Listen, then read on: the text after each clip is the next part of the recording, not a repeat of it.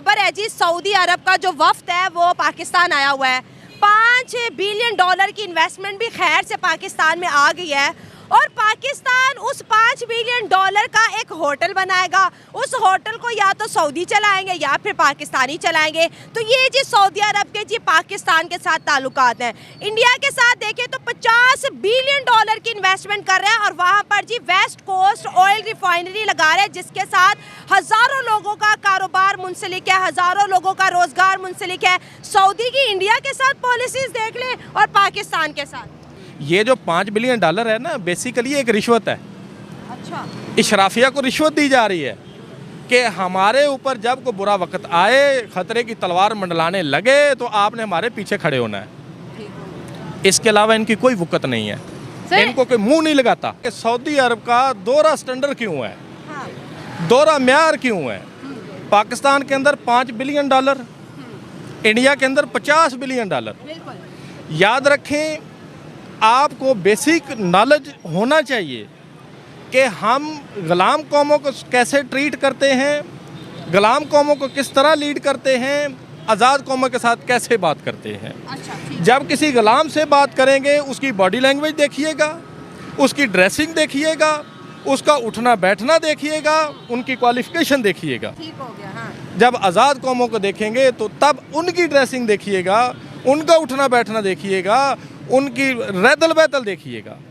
मौलाना अबुल कलाम आज़ाद, जिसने पाकिस्तान की मुखालफत की थी, उसने क्या काम किया था? मोहम्मद अली जिन्ना से बात की थी कि आप पाकिस्तान बना रहे हैं, मेरी बात याद रखें, थोड़े अरसे बाद पाकिस्तान का नौजवान पाकिस्तानी हुकूमत से, पाकिस्तानी सिस्टम से इतना मायूस हो जाएगा कि वो कुछ और सोचना शुरू कर देगा। अगर ऐसा ना हुआ तो मेरी कब्र पे आके जूते मारना। आज मुझे बताएं, क्या ये बात सच साबित होती नज़र आ रही है या नहीं आ रही? हर कोई छोड़ है जी, सऊदी अरब का जो वफ्द है वो पाकिस्तान आया हुआ है। $5 बिलियन की इन्वेस्टमेंट भी खैर से पाकिस्तान में आ गई है और पाकिस्तान उस $5 बिलियन का एक होटल बनाएगा। उस होटल को या तो सऊदी चलाएंगे या फिर पाकिस्तानी चलाएंगे। तो ये जी सऊदी अरब के जी पाकिस्तान के साथ ताल्लुकात हैं। इंडिया के साथ देखें तो $50 बिलियन की इन्वेस्टमेंट कर रहे हैं और वहाँ पर जी वेस्ट कोस्ट ऑयल रिफाइनरी लगा रहे हैं, जिसके साथ हज़ारों लोगों का कारोबार मुंसलिक है, हज़ारों लोगों का रोजगार मुंसलिक है। सऊदी की इंडिया के साथ पॉलिसीज देख लें और पाकिस्तान के साथ। कि सऊदी अरब का दोहरा स्टैंडर्ड क्यों है, दोहरा म्यार क्यों है। पाकिस्तान के अंदर $5 बिलियन, इंडिया के अंदर $50 बिलियन। याद रखें, आपको बेसिक नॉलेज होना चाहिए कि हम गुलाम कौमों को कैसे ट्रीट करते हैं, गुलाम कौमों को किस तरह लीड करते हैं, आज़ाद कौमों के साथ कैसे बात करते हैं। जब किसी गुलाम से बात करेंगे उसकी बॉडी लैंग्वेज देखिएगा, उसकी ड्रेसिंग देखिएगा, उसका उठना बैठना देखिएगा, उनकी क्वालिफिकेशन देखिएगा। जब आज़ाद कौमों को देखेंगे तो तब उनकी ड्रेसिंग देखिएगा, उनका उठना बैठना देखिएगा, उनकी रैदल बैतल देखिएगा। दुनिया की टॉप 3 यूनिवर्सिटीज़ वो अपने कैंपस खोलने जा रही हैं। नंबर 1 आ जाती है ऑक्सफोर्ड, उसका कैंपस इंडिया में खुल रहा है। दूसरी आ जाती है स्टैनफोर्ड, उसका भी उधर कैंपस बन रहा है। तीसरी आती थी येल, उसका भी उधर बन रहा है। क्या बात है। अब बात करते हैं तजारत की, या पावर ऑफ डेलीगेशन। जो पावर ऑफ डेलीगेशन इधर आया सऊदीया का, इन्वेस्टमेंट की गर्ज से बना क्या रहे हैं? होटल। अब ज़रा माजी में चलते हैं। शेख सुल्तान बिन अल नहान, शेख ज़ायद के नाम से वो हॉस्पिटल बना के गए थे।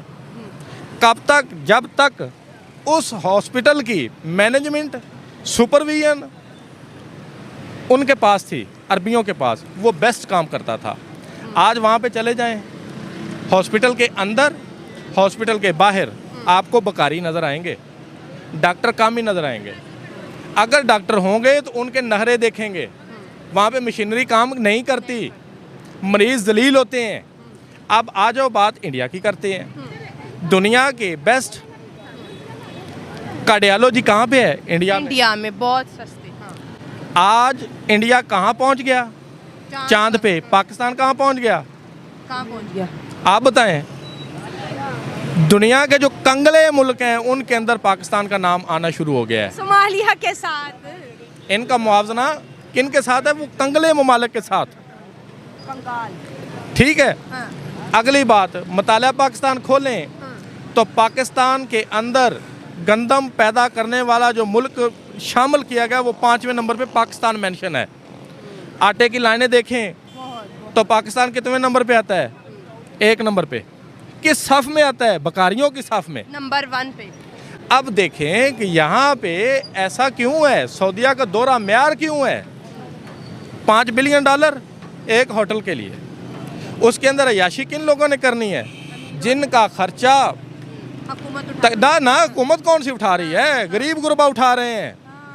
गरीब कमाते हैं, माचिस से लेके सफ़र करने तक टैक्स देते हैं। अय्याशी कौन करते हैं?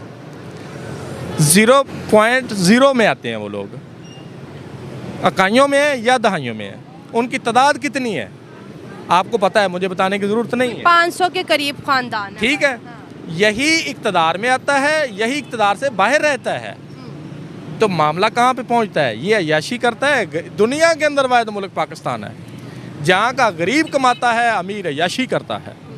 यहाँ का निज़ाम ही उल्ट है। गरीब बैठ के झोंपड़े वाले की, बंगले वाला झोंपड़े वाले की नुमाइंदगी कर रहा है, उसके लिए कानून साजी कर रहा है। ताकतवर जो है वो गरीब के लिए कानून साजी कर रहा है। इसी तरह जो बेईमान है, ठग है, वो ईमानदारों की ही नुमाइंदगी कर रहा है वहाँ पे बैठ के। अब मुझे बताएं, यहाँ पे मेरिटोक्रेसी का कत्ल होगा, वहाँ पे तरक्की कौन होगी? वहाँ पे कौन सा मुल्क आके सरमायाकारी करेगा? ये जो $5 बिलियन है ना, बेसिकली एक रिश्वत है। अच्छा। इशराफिया को रिश्वत दी जा रही है कि हमारे ऊपर जब कोई बुरा वक्त आए, खतरे की तलवार मंडलाने लगे, तो आपने हमारे पीछे खड़े होना है। इसके अलावा इनकी कोई वक़्त नहीं है, इनको कोई मुंह नहीं लगाता। एक बात आपको और बता दूं, मौलाना अबुल कलाम आज़ाद जिसने पाकिस्तान की मुखालफत की थी, उसने क्या काम किया था? मोहम्मद अली जिन्ना से बात की थी कि आप पाकिस्तान बना रहे हैं, मेरी बात याद रखें, थोड़े अरसे बाद पाकिस्तान का नौजवान पाकिस्तानी हुकूमत से, पाकिस्तानी सिस्टम से इतना मायूस हो जाएगा कि वो कुछ और सोचना शुरू कर देगा। अगर ऐसा ना हुआ तो मेरी कब्र पे आके जूते मारना। आज मुझे बताएं, क्या ये बात सच साबित होती नज़र आ रही है या नहीं आ रही? हर कोई छोड़ रहा है मुल्क, जा रहा है यहाँ से। किस तरक्की की आप बात कर रही हैं? ये इतना गयूर, इतना आज़ाद मुल्क है कि किसी मजलूम का एक झंडा उठाना यहाँ पे गुनाह समझा जाता है। आपको यकीन नहीं आता, फ़लस्तीन का झंडा ऊपर करके मुझे दिखा दें, फ़लस्तीन के लिए रैली निकाल के दिखा दें, फ़लस्तीन के ऊपर उनके हक में बात तो करना क्या है, उनका झंडा नहीं आप उठा सकते। तो यहाँ पे तो कहते हैं हम इस्लामिक स्टेट है, हम तो मुसलमानों के साथ हैं, हम इसराइल को एक्सेप्ट नहीं करते। जय हिंद दोस्तों, स्वागत है आपका इंडिया पाकिस्तान न्यूज़ चैनल में। तो दोस्तों, जैसे कि आपने वीडियो में देखा, आइए जानते हैं वीडियो के बारे में।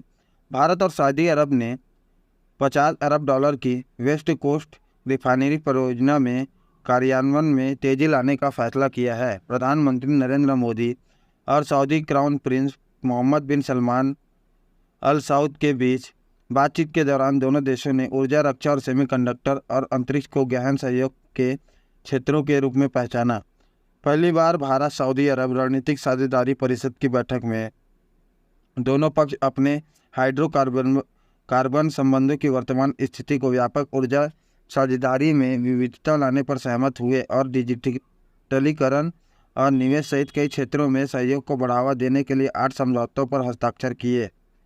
विदेश मंत्रालय में सचिव ने कहा, दोनों पक्षों ने वेस्ट कोस्ट रिफाइनरी परियोजना के शीघ्र कार्यान्वयन के लिए अपना पूरा समर्थन दिया, जो आरमको और ADNOC और भारतीय कंपनियों के बीच एक त्रिपक्षीय सहयोग है। एक मीडिया ब्रीफिंग में कहा कि दोनों नेताओं के बीच बातचीत में ऊर्जा, रक्षा, सुरक्षा, शिक्षा, प्रौद्योगिकी, परिवहन, स्वास्थ्य सेवा, पर्यटन और संस्कृति सेवा जैसे सहयोग के विभिन्न क्षेत्रों की पहचान की गई है। दोनों पक्षों ने संभावित सहयोग के लिए power grid, gas grid, optical grid और फाइबर नेटवर्क पर भी विचार विमर्श किया। G20 शिखर सम्मेलन की समाप्ति के बाद मोहम्मद बिन सलमान की एक दिवसीय राष्ट्रीय यात्रा भारत में थी। पीएम मोदी और सऊदी नेता ने अक्टूबर में स्थापित रणनीतिक साझेदारी परिषद की पहली बैठक की अध्यक्षता की। पीएम मोदी और क्राउन प्रिंस सलमान दोनों ने वेस्ट कोस्ट रिफाइनरी परियोजना के लिए शीघ्र कार्यान्वयन के लिए अपना पूर्ण समर्थन दिया, जिसके लिए 50 बिलियन अमेरिकी डॉलर की धनराशि पहले ही निर्धारित की जा चुकी है। उन्होंने कहा, दोनों पक्ष 100 अरब अमेरिकी डॉलर के निवेश की पहचान करने और उसे दिशा निर्देश देने में मदद के लिए संयुक्त कार्यबल गठित करने पर सहमत हुए, जिसका वादा सऊदी पक्ष ने किया था, जिसमें से आधा निवेश रिफाइनरी के लिए था। वेस्ट कोस्ट रिफाइनरी परियोजना महाराष्ट्र में आने वाली है। मेगा रिफाइनरी सह पेट्रोकेमिकल कॉम्प्लेक्स परियोजना की घोषणा पहली बार 2015 में की गई थी। दोनों पक्षों ने यह सुनिश्चित करने के लिए एक निगरानी समिति बनाने का भी निर्णय लिया है। यह रिफाइनरी परियोजनाएं दोनों पक्षों द्वारा निर्धारित योजनाओं के अनुसार की जाएगी। इससे पहले बिन सलमान राष्ट्रपति भवन के प्रांगण में औपचारिक स्वागत किया गया। रणनीतिक साझेदारी और परिषद की बैठक से पहले मेहमान और मोदी ने आमने सामने बातचीत की। मोदी ने सऊदी नेता के लिए दोपहर के भोजन का भी आयोजन किया था। तो दोस्तों, अगर आपको ऐसी वीडियो देखना पसंद है तो हमारे चैनल को सब्सक्राइब करें तथा वीडियो को लाइक करना ना भूलें। धन्यवाद। जय हिंद, जय भारत।